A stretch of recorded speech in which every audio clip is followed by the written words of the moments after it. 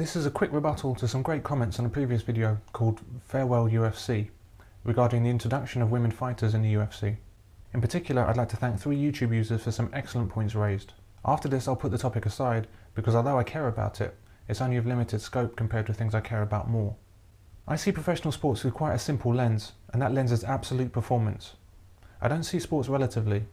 I'm not interested in the viewpoint that she's really good for a woman, or she's really fast compared to other women, etc. I'm interested in the best, regardless of sex. It's because of this simplicity of viewpoint that I don't have time for women's sports, and why it wouldn't occur to me to pay to watch women compete in any sport except one, gymnastics, where women perform at the very same level as men. There are certainly some gymnastic events that women can't do well enough to make it a worthwhile endeavour, the rings and pommel horse for example. However, on balance, they do artistically better than men in female-specific events.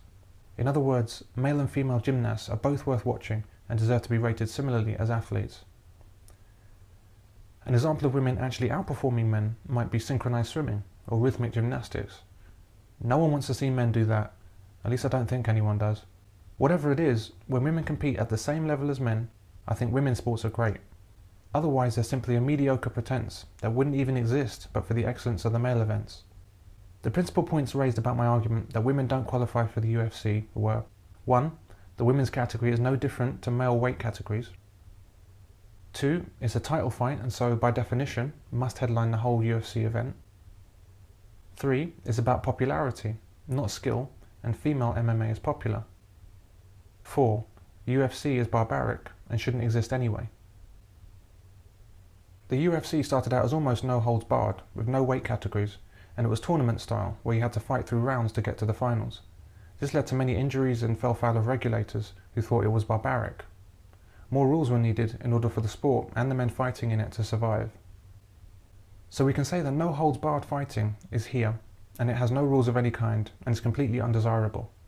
So we dial it back a level and introduce time limits, disallow certain techniques, and also move away from the grueling tournament format to the single fight format we have today in the UFC. This is one step removed from no holds barred, but it's still close. There's still the problem, however, of weight differences, which can be extreme, and created a problem which had to be solved. So the UFC dialed it back again and introduced weight categories.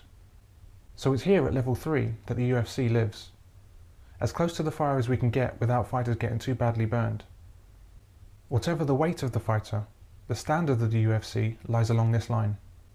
However, women can't live along this line. They can't live this close to the fire and need to take their place further back, which means that fundamentally they're not doing the same thing as the men. Weight categories can be counted as another necessary distinction to protect the fighters from excessive risk of harm. However, strength categories, height categories, and categories dependent on reach, experience, age, or of course sex, takes us further away from the closest standard that we have to ultimate.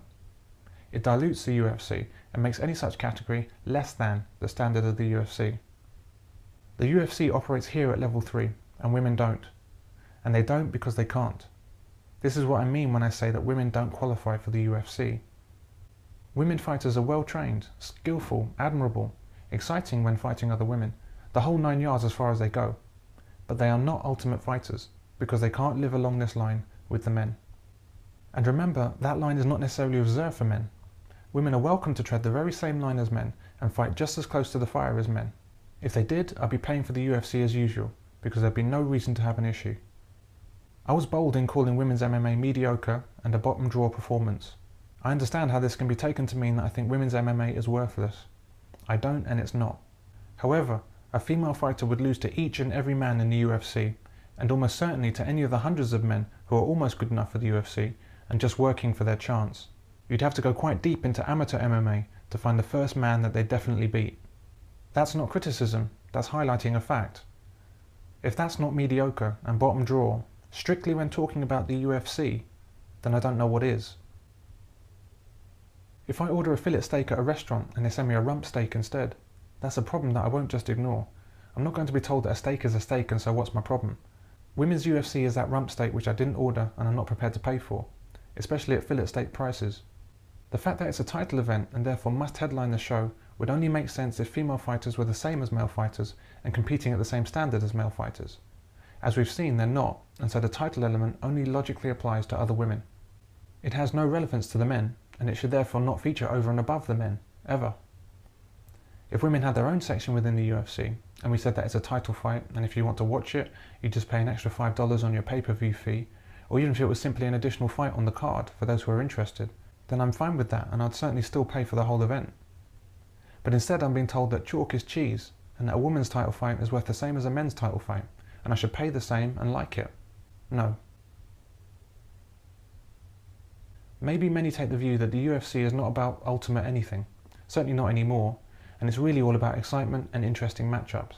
But I still think that whilst that's obviously true, the exciting fights still have to take place here, along this line.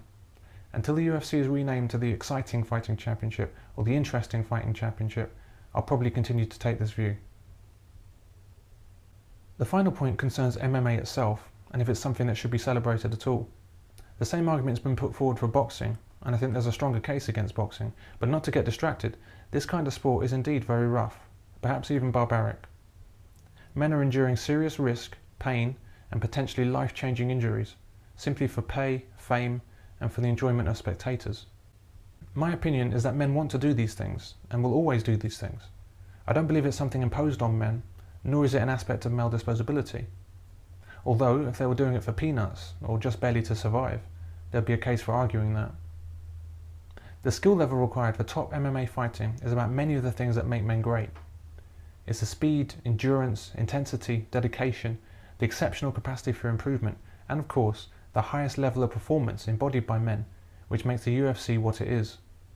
And the choice that men make to compete is worthy of respect. That said, I'll close out by quoting a very astute comment made on the Farewell UFC video, with which I fully agree, addressing an angle I didn't examine. Thanks for watching.